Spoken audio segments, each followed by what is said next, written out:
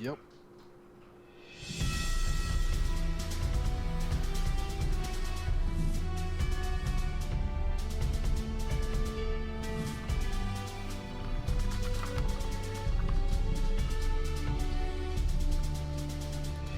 Hello everybody and welcome to episode 9 of the Unchained Vodcast. We're almost in double digits. We've been doing this for a little while now.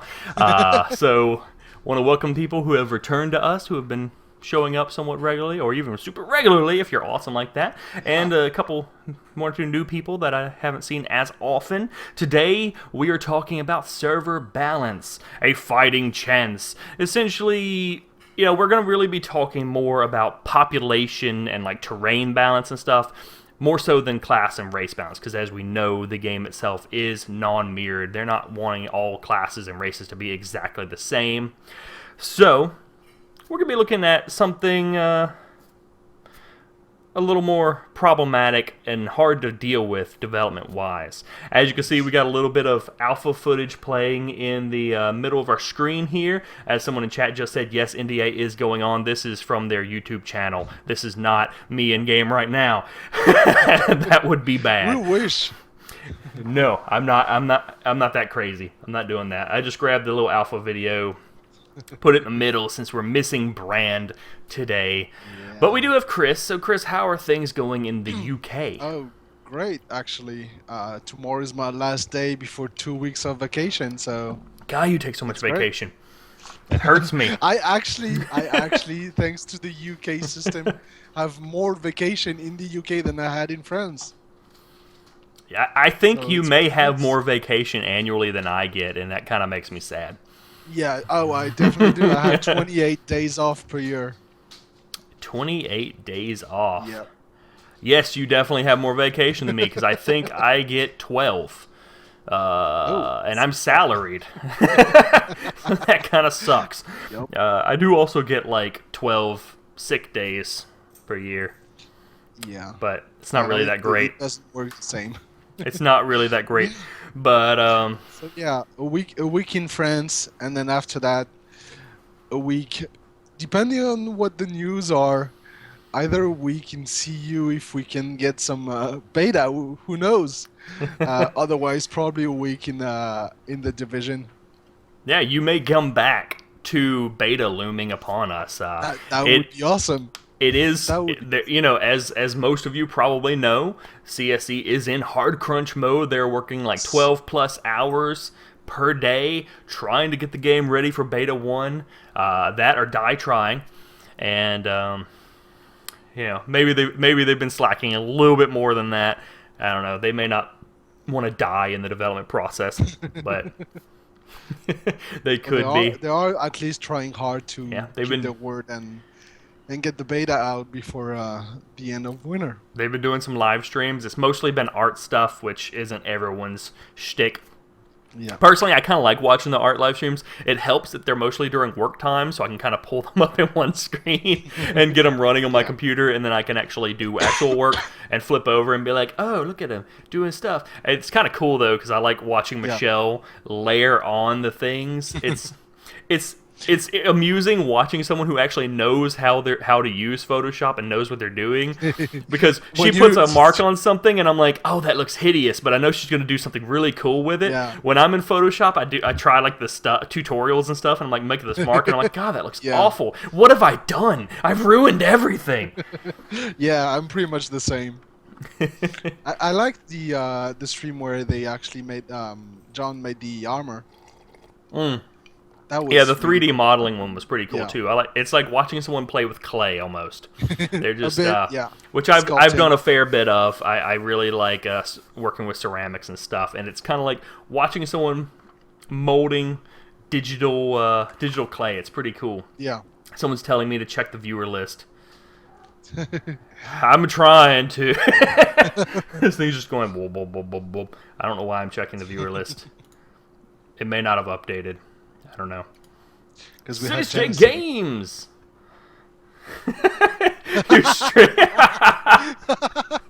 That's called Inception. Streamception. He's streaming. Tyler's streaming, watching us streaming. That's awesome. Anyway, That's well, great. I guess if you're gonna stream watching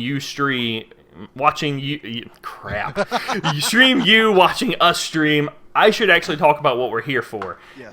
instead of Let's just get shooting the started. breeze. So to get started, again, we're talking about server population and like map balance and stuff like that. Things that the developers kind of have direct control of, but they're really Don't. hard. I mean, this is really a problem across a lot of games. I mean, what Yeah. if one realm, for instance, is just way too big on a server? What can they do about that? And my first question, really, in this vein, for chat and for Kriss, of course, is: do you actually know of a PvP MMO that doesn't have this problem? To be honest, Uh, no.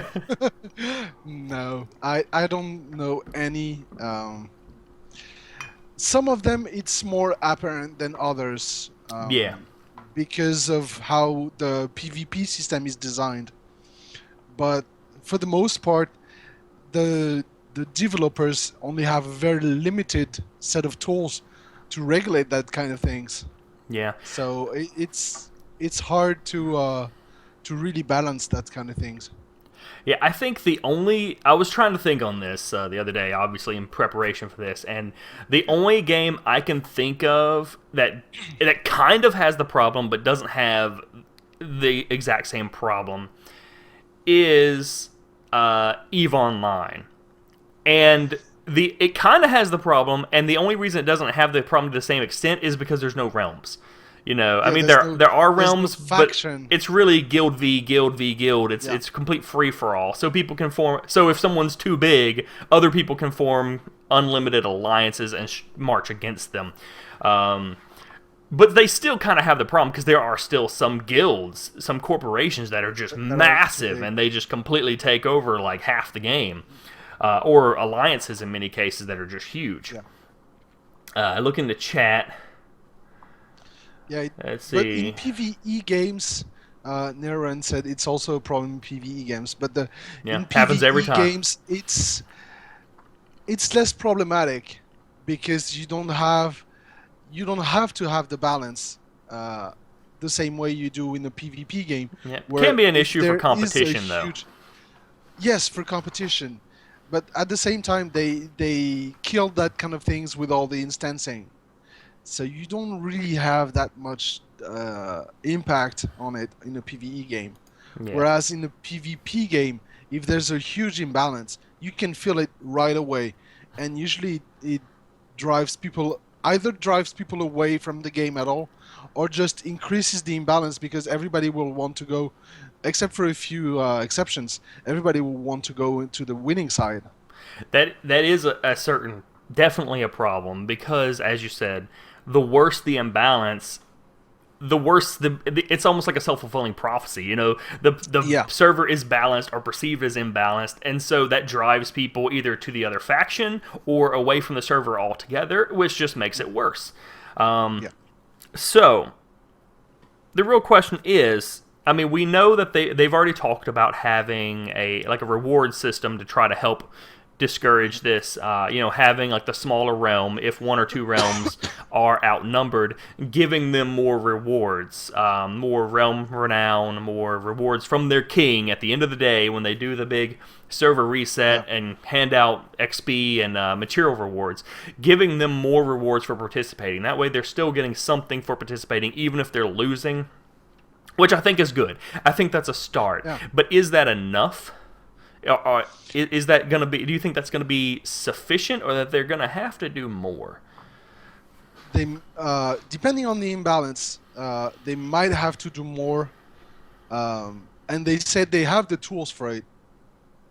They are already thinking about if there is a real imbalance and a lack of population in one of the realms, they could instead game control crafters, game control sellers to actually provide the equipment and give more rewards. So they might have the smaller realm might have less of a problem not having access to high-end materials.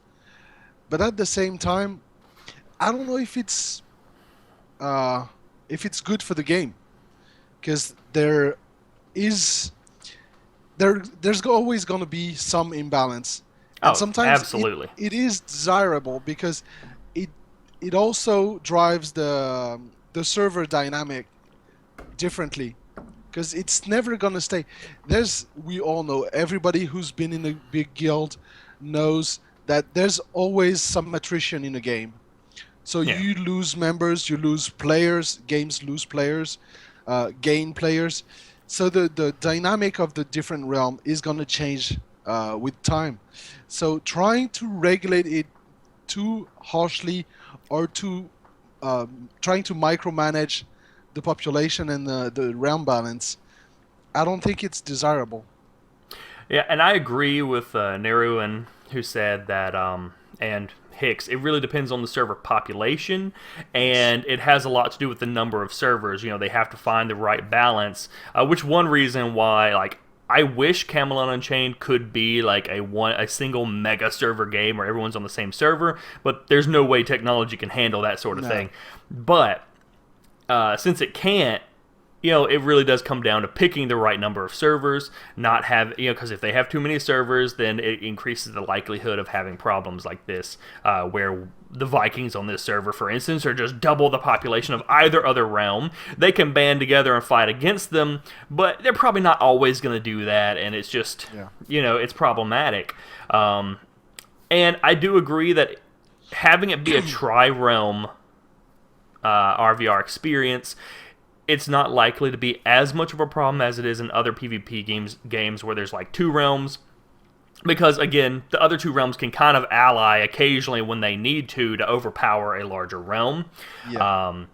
And playing the underdog realm does have certain advantages. I know that we've talked about it before. We kind of prefer Yeah. that approach. We prefer to be Hmm. a little bit of the underdog realm so that we have Yeah. kind of a harder fight. It's more But challenging, so more rewarding. yeah, and I know they've said that they have the tools to handle things if they have to. But the question for Yeah. me is, after the server imbalance becomes too apparent, isn't it kind of already too late to fix it? Don't they have to have measures in place to try to stymie that and prevent it from becoming too big of an issue? I think so, and I think part of the tools they have also, like Arbakis said, if they can limit the population per realm per server, uh, once one of the realm gets too big in terms of power over the others, they're going to be overstretched. Yeah, So fighting, they're going to fight on more fronts than they can handle, and they're going to lose territory. So that's the way because the good thing also with CU is that population imbalance will not always mean territory and power imbalance, because you yeah, can be a big population faction and not have as much territory as one that is smaller but more organized, more objective focused, um, and who is able to fight less fights but win the fights they do. So I think it's gonna be tough to balance all that, but it's doable by the players, by the actual dynamic of the game, not by the developers. yeah. And new, actually, who is it that just said it? Well, somebody just mentioned an interesting idea. Hicks mentioned that if a server has a smaller population, they can shorten the map. And I agree that I don't think they'd really want to do that, but I think that might be something viable for a smaller population. But I do agree with Neru in that. I mean, if you change the map size, especially if you're making it smaller to a certain degree, that actually kind of Yes. helps the overpopulated realm. Because they Yeah. can then just go, oh, well, it's even easier for me to get on your side of the map They now. because they don't have to overstretch. Now, of course, we've talked about. I don't want to get into Zergs because we've talked about all the different ways that they Yeah. can fight Zergs on multiple episodes. We Disco did. Ninja Frog mentioned something that I was actually going to kind of mention, and that's Veilstorms helping the underdogs out because the larger realms. We know that they've talked about large battles with lots of magic going on. might summon Veilstorms and wreak havoc on people. Another thing is, they could also do that in a way like maybe if the populations are grossly imbalanced, it might increase chances. Like if one group is just huge and they've got like 1,000 players and the other groups got like 200 or something, and they're battling over this keep, maybe that increases the likelihood of the Veilstorm happening on the big group. Yeah. Not saying by like 50% or something crazy, but marginal likelihood. Yeah. It was actually an idea or similar to an idea I posted on the forums recently, which was kind of what if CSD made it difficult to hold large spans of territory. I mean, I'm talking like half the map. If one realm takes over this huge expansive map and draws it into their own territory, to their own realm, what if this increases the likelihood of Veilstorm starting to happen on their area? Basically, it just kind of ticks the world off that they're unifying all these land masses back together. And so Veilstorms become more often. Again, not saying every day Veilstorm, because screw you. But it happens a little bit more often. Maybe you have a little bit higher upkeep on your keeps so that they're more expensive to maintain. Basically, instead of trying to give a hard penalty to the realm, making things a little bit harder for them to have such a huge, vast amount of territory. One other thing I had that I think it doesn't really help with balance, I think, so much, but I think it's also important to consider the enjoyment of an underpopulated realm, because as you said, and as I agree with, I think to a certain extent, population imbalance, one, it's inevitable, and two, it's not always not desirable to have some level of that imbalance. So I think it's important to also emphasize enjoyable activities for underpopulated realms. And I think that's a way that can mitigate some of the problems. For instance, having different types of achievements that a smaller realm can go for. Maybe they can't viably grab the territories right in the middle of the map. And that's what a lot of people are going to be gunning for, these huge territories or something in the middle of the map that they're like, I could take that and be like, we hold like 40% of the map.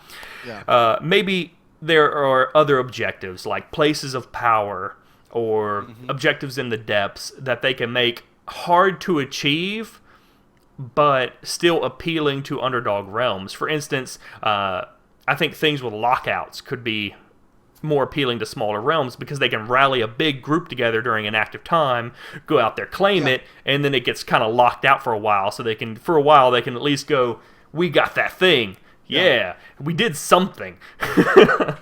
And of course, I'm definitely not saying that should be the focal point of the game by any means.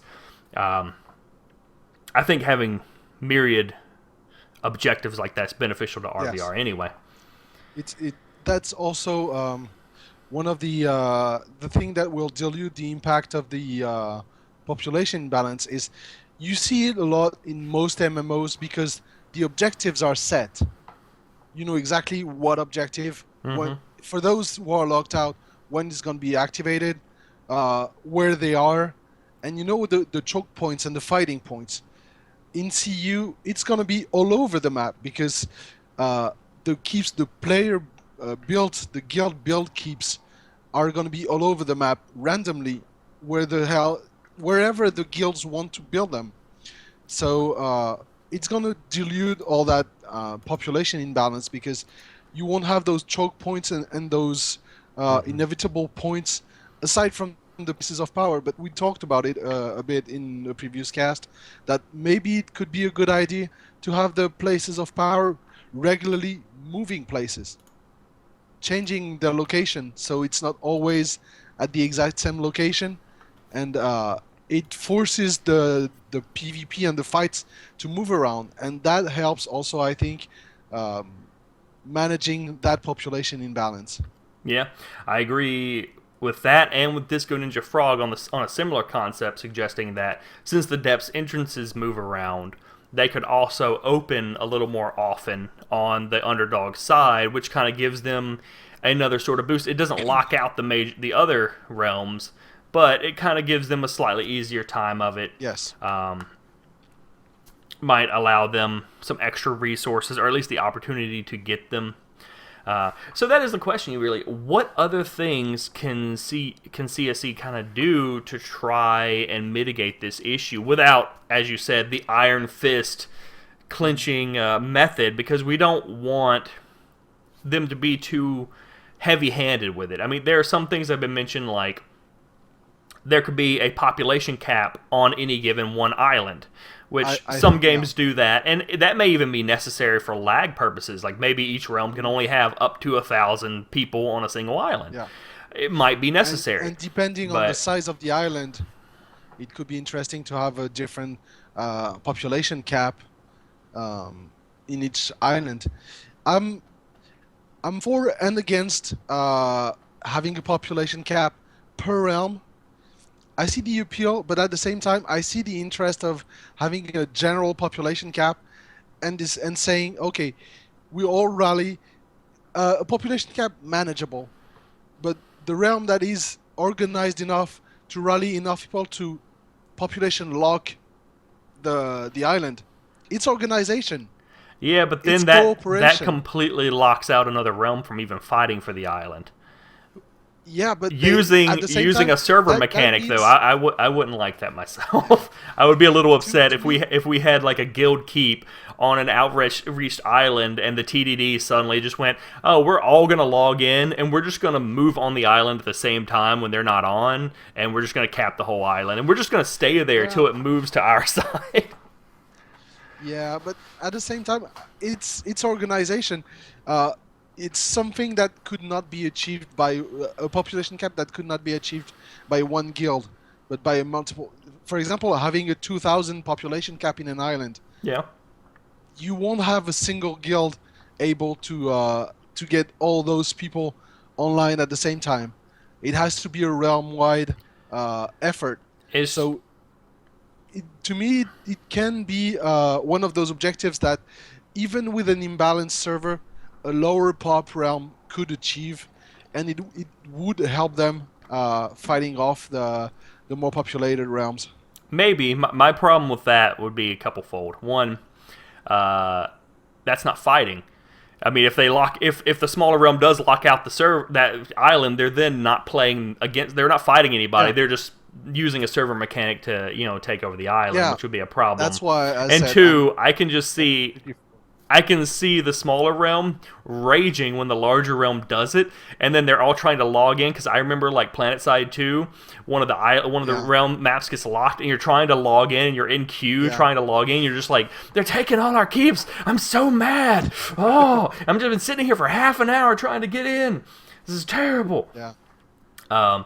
Personally, I'm not necessarily for island locks. Period. I just know some games have used like a realm population. Everyone gets a maximum of 1,000 people, and so I think it keeps a maximum fair.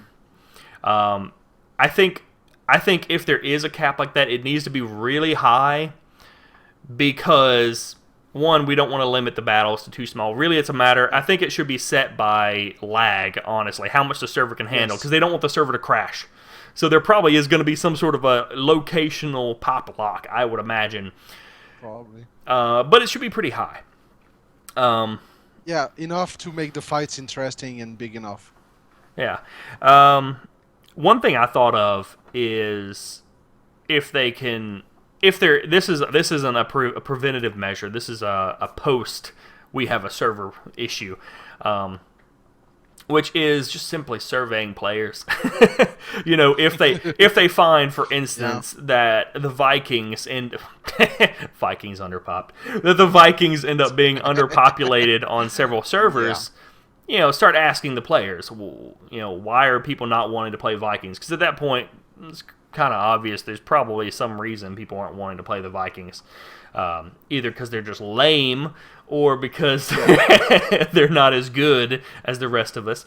Whatever. Like the Arthurian. just saying. I'm just suggesting maybe they're lame. I don't know. But did you have any particular other thoughts on On things they could the do?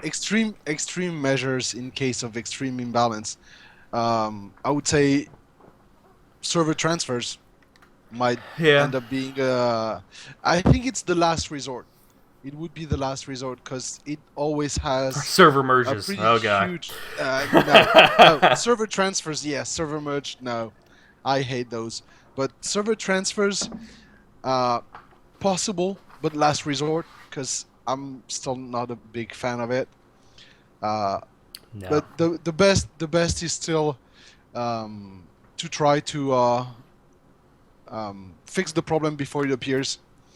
So there will be, because it's been like that in pretty much every MMO, and they're going for BST IDs when it's relevant. But I think a population cap per server per realm is gonna be there Yeah. anyway.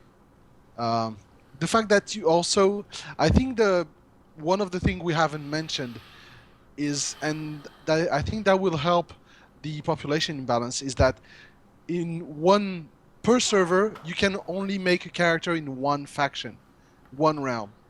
So I think people will be more reluctant to just randomly choose a faction. They're gonna think out their choice a lot more because once it's done, it's done. You can't make another character in another realm on the same server unless you delete all your characters from this realm, I suppose. Yeah. I I do. don't think they will lock you the moment you create one character. If you delete the character, you probably can choose any of the other realms. But all those factors, I think, will help also, because in most games, when you have faction imbalance, it's because everybody creates on each faction, tries each faction, and choose the one that is OP, kinda, and plays on this one.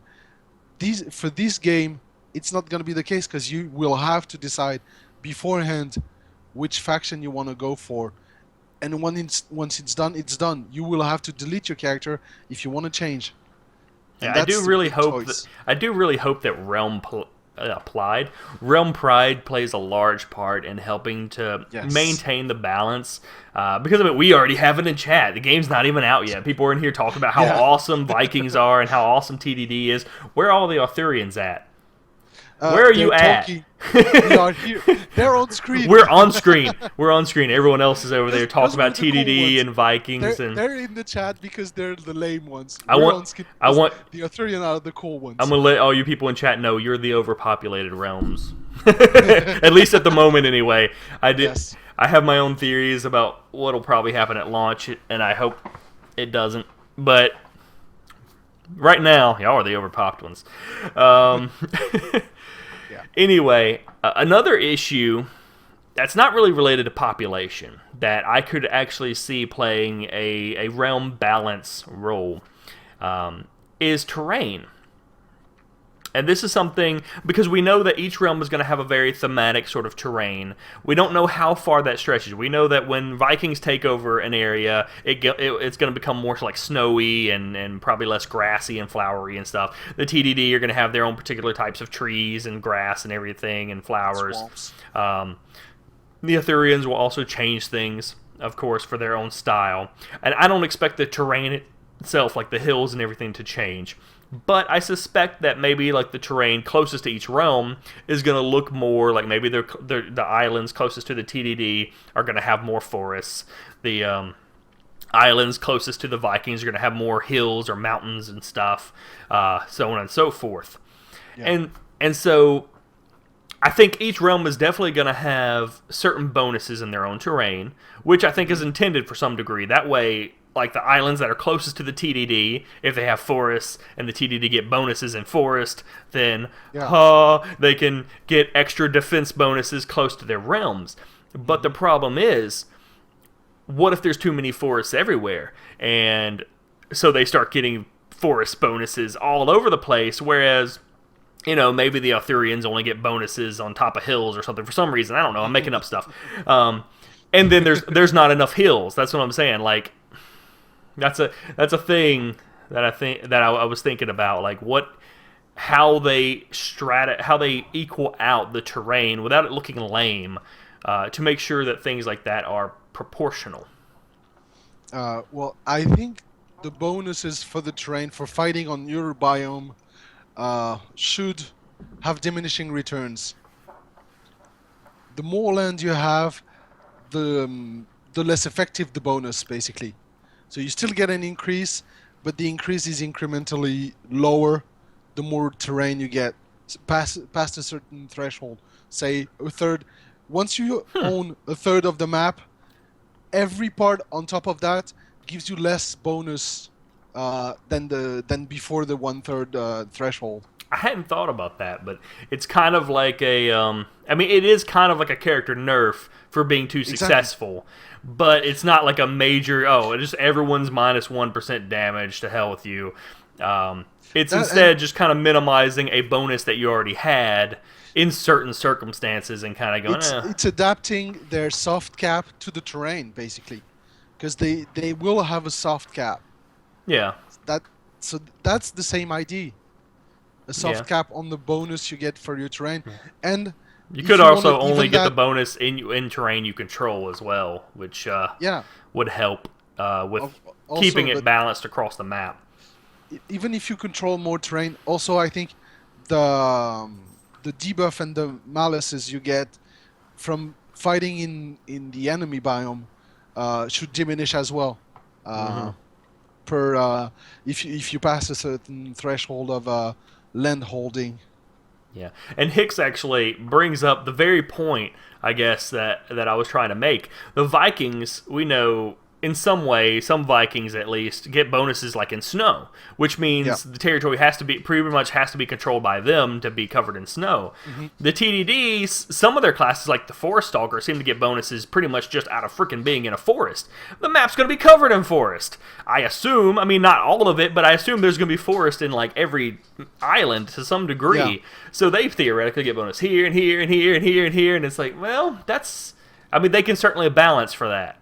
Which, to a certain degree, is kind of intended in a class like that. The archer, they're kind of intended on ambushing, so the position is important for them. And I think it's less going to be in forest and more going to be per biome. So forest is one thing, but I think it's their kind of forest that they're used to. It's possible. Law-wise, it would mean the trees they're used to, the trees, since they're tree huggers, the trees they know. It's possible. As I recall with the Forest Stalker, like they can use tree bark and stuff, period, as like arrows. Exactly. But I don't think that one necessarily. But that may be just one class, of course. That may not be all around for all different people. That just might be their shtick. Their stick. Anyway, bad pun is bad. I love your puns. Chat is kind of all off the topic of talking about maps, but personally, I totally agree with you guys. I really hope there is not. I mean, I hope there is a map in game, but not a mini map. But not a super detailed map. Like I don't want a map that pinpoints everything and this is where this is and this is where that is. I want it to just have certain things in it because we have to have a map because they're scouts, remember? And scouts have to be able to point things on your map and reveal it to everybody and pass it around. So there's gonna be a map, but I do hope it's not a super detailed map with every game keep on it and all kinds of stuff. I would like some sort of either fog of war or lack of details. That's another way to help with the balance. It is. The fog of war you might actually have more fog of war if you push the fog of war per population. I'm not a big fan of that, but that's a possible solution. I really like the idea of having like a fog of war just for at least for like keeps and stuff. Like somebody builds a keep, it doesn't show up on your map till either you've seen it or one of your scouts have seen it and pinpointed it and spread it out. If it's destroyed, that doesn't update until again a scout flags it and sends the information throughout everything. One thing we didn't talk about, and that might actually have an impact on the faction balance, is the non-mirrored classes. Yeah. Because It depending on the will. classes you have per realm, it might actually help also with not the balance in population, but the balance in power.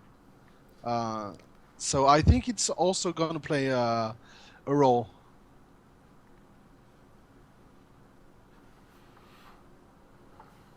Yeah, classes are definitely going to be important, and races Yeah, as well. As we know, they're yeah. non-mirrored, so what they each contribute to the different types of combat and everything for the realms is important. There are some realms that I think, because of their realm focus, can maybe do better. Mhm. That was weird. My screen just did something wonky. Um, there are some realms that I think can actually do something a little bit, can maybe do better under popped than Mhm. others. For instance, I could see Vikings, if they were underpopulated, they have to really change up their tactics a little bit. Because they're so offensive, they really can't just march straight up into other keeps a lot and start attacking them. I can see them really having to turn a little bit more to skirmishing more often. Yeah, Um, ganking groups and things like that, roaming Yeah, groups. the TDD, they skirmish. They're kind of designed on skirmishing anyway, so I could Yeah. see being under pop not really affecting the TDD too badly. The Arthurians, they're so defensive, and typically being defensive is kind of advantageous when you're smaller. When you're Yeah. under popped, you can still do pretty well when you're small, when Mhm. you're underpopulated compared to the other your enemies. So I think each of them is going to have different ways that they can maybe deal with being underpopulated to a certain extent that won't Mhm. necessarily make it such a terrible thing. Yeah. All right. Well, it is about that time. We've pretty much covered the breadth of that topic, so I don't want to drag it out too terribly far. Uh, but I do want to thank everybody for coming. Ignore the time right above me on the overlay. I didn't edit that Yeah. correctly. We do still do episodes every other Saturday at 6:30 p.m. EST, 11:30 GMT. So, for those of you watching on YouTube and those of you who are here right now, I'll hopefully see you in 2 weeks when we do our next 2 weeks. episode. And hopefully with more news Like on the maybe beta. Beta 1.